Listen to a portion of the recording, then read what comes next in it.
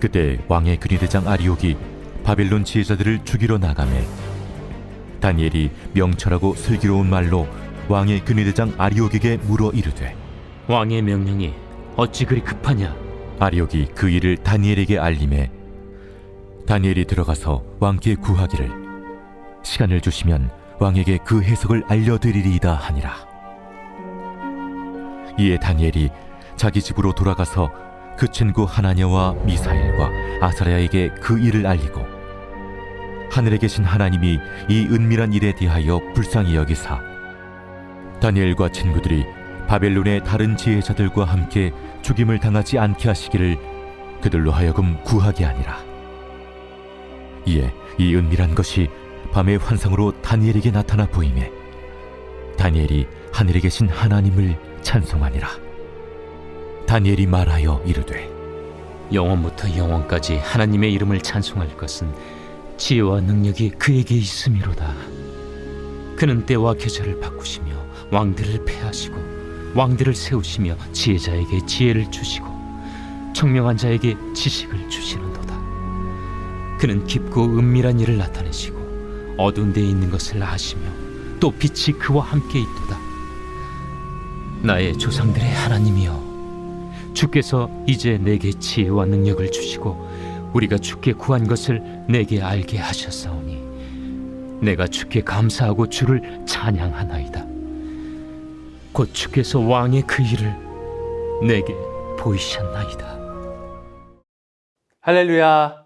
오늘도 기쁨으로 말씀 앞에 순종하고자 하나님의 귀한 말씀을 듣는 우리 사랑하는 성도님들에게 오늘도 일하시는 하나님의 크신 은혜가 함께 하시길 간절히 소망합니다. 늘 우리 믿는 사람에게 궁금한 것은 예수님을 잘 믿고 있는데 감당하지 못할 일들이 왜 닥쳐오는 것인가? 라는 것입니다. 매 순간 행복하고 좋은 일이 있기를 원하는 나의 바람과는 다르게 늘 인생은 그렇지 못하죠. 불치병에 걸리거나 갑자기 일자리를 잃는다든지 내가 겪지 않더라도 주위 사랑하는 사람에게 이런 말도 안 되는 고통이 찾아왔을 때는요, 열심히 했었던 신앙생활을 돌아보게 되면서 무엇 때문에 이렇게 열심히 신앙생활을 하는가라고 느껴지는 분들도 있지 않을까 싶습니다. 오늘 말씀에서요, 이런 상황이 있을 때 신앙인은 어떤 자세를 가져야 하는가에 대해서 오늘 말씀이 잘 나타내주고 있습니다. 오늘 말씀을 통해 우리 모두에게 귀한 하나님의 은혜가 있기를 간절히 소망합니다. 어제까지의 말씀을 통하여서 느부갓네살이 자신의 신변의 내용과 관련된 그런 꿈을 꾸게 되었고요. 큰 걱정에 빠졌음을 보았습니다.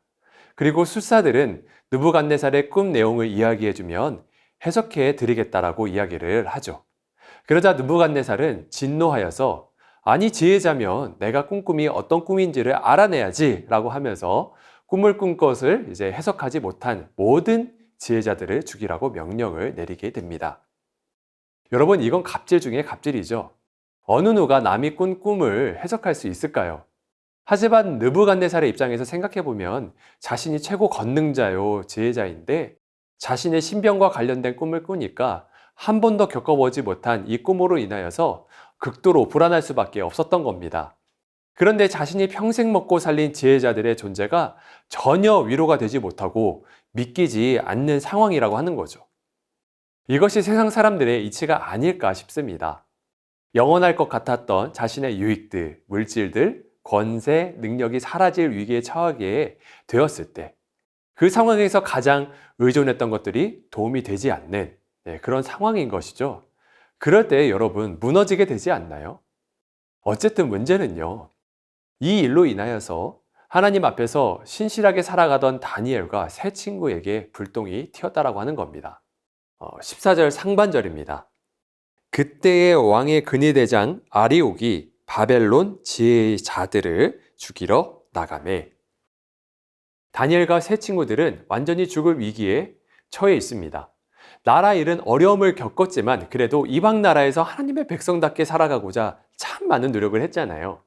정말 괜찮은 친구들 아니겠습니까? 하나님께서는 그런데 왜 신실한 다니엘과 세 친구들에게 시련을 계속 주시는 것일까요? 저는 오늘 말씀을 보면서 사실 하나님이라는 분이 참 이해가 되지 않기도 했습니다. 하지만 계속해서 말씀을 보니까요. 이러한 상황에서 다니엘이 보인 행동이 있습니다. 14절 하반절에 보면은 다니엘이 명철하고 슬기로운 말로 이제 이야기를 했다라고 합니다. 그리고 이 상황에서 왕의 근위대장 아리오에게 무언가를 말하는데요. 16절에 이제 보게 되면은 다니엘이 들어가서 왕께 구하기를 시간을 주시면 왕에게 그 해석을 알려드리리이다 하니라 라고 합니다. 그리고 전 이 행동에서 너무나 큰 도전을 받았는데요. 여러분도 그러시지 않을까 생각이 드는데요. 새 친구들에게 다니엘이 찾아갑니다.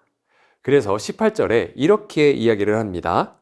하늘에 계신 하나님이 이 은밀한 일에 대하여 불쌍히 여기사 다니엘과 친구들이 바벨론의 다른 지혜자들과 함께 죽임을 당하지 않게 하시기를 그들로 하여금 구하게 하니라 라고 했는데요. 다니엘이 시간을 달라 하죠. 사실 시간을 달라 해놓고 우리가 예상할 수 있는 건요. 도망가는 겁니다. 아니면 누군가 합작해서 왕을 죽이려 하던가요? 아니면 어떻게든 이 일을 해결하려 다른 지혜자들과 합작해서 연구를 하는 일을 해야 했습니다. 일반적인 사람의 태도라면 그렇게 했을 것이라고 하는 거죠. 그런데 다니엘은 친구들과 함께 기도하자고 합니다. 그리고 전 이 표현이 너무 놀라웠습니다. 하늘에 계신 하나님이 이 은밀한 일에 대하여 불쌍히 여기사. 여러분, 이것은요, 다니엘은 이 모든 일이 하나님의 손에 있음을 아는 겁니다. 이 엄청난 일이 일어났을 때에 먼저 자신이 할 수 있는 행동을 하기 전에 이 모든 고난이 하나님께 달려있구나 라는 사실을 깨닫는 겁니다.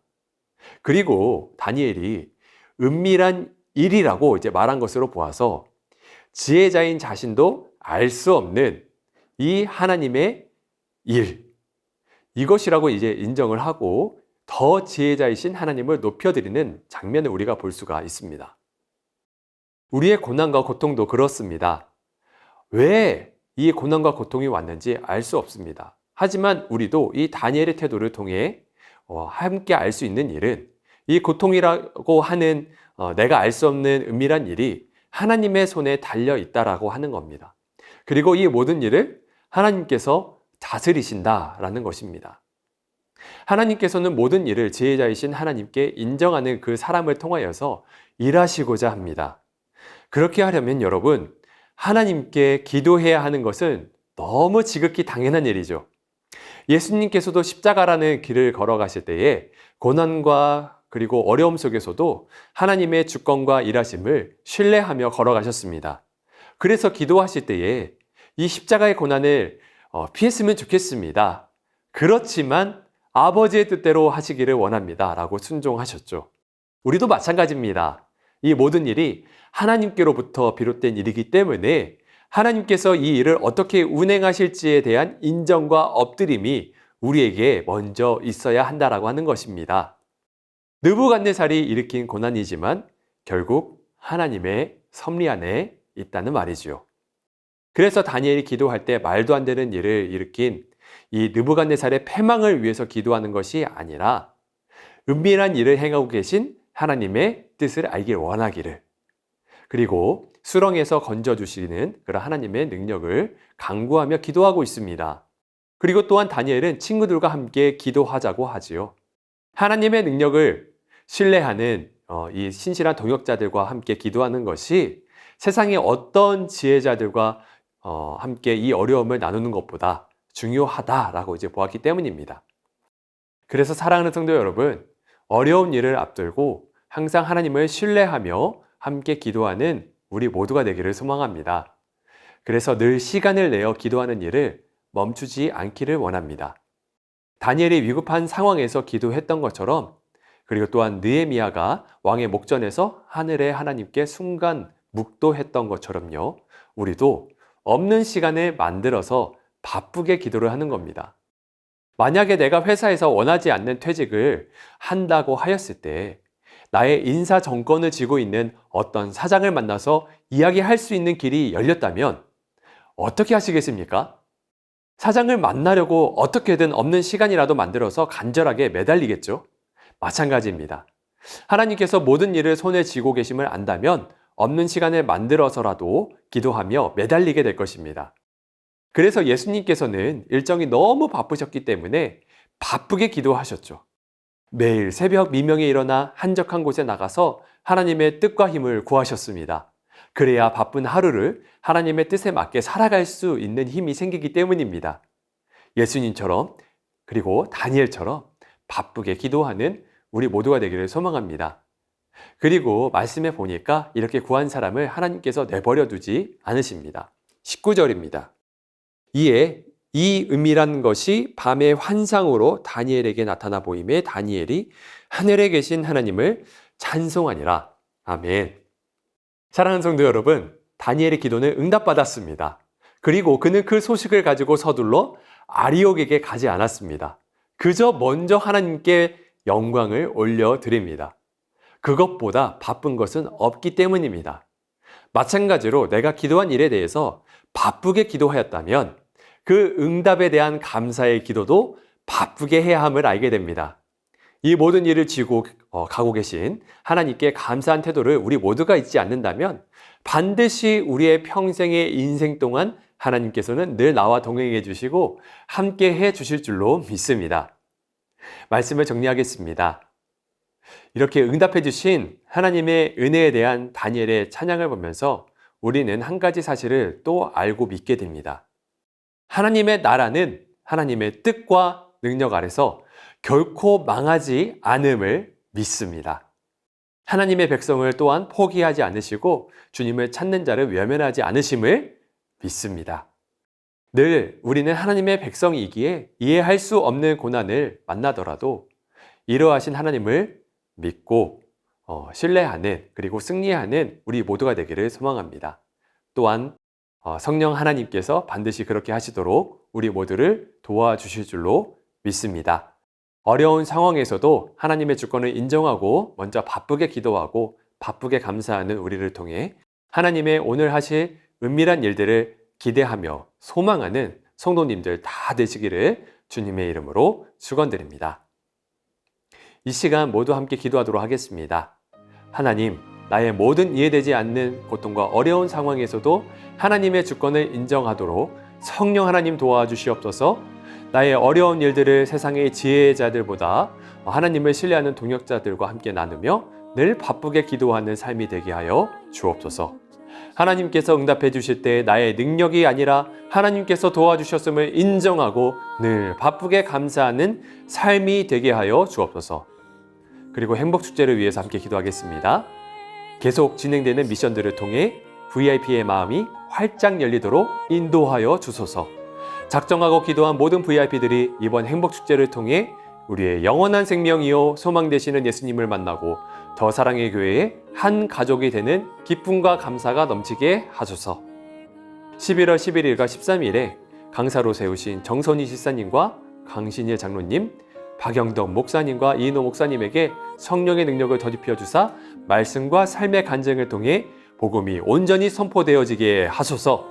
이 모든 기도 제목들 놓고 우리 모두 함께 간절하게 마음 다하여서 기도하며 나아가도록 하겠습니다. 기도하겠습니다.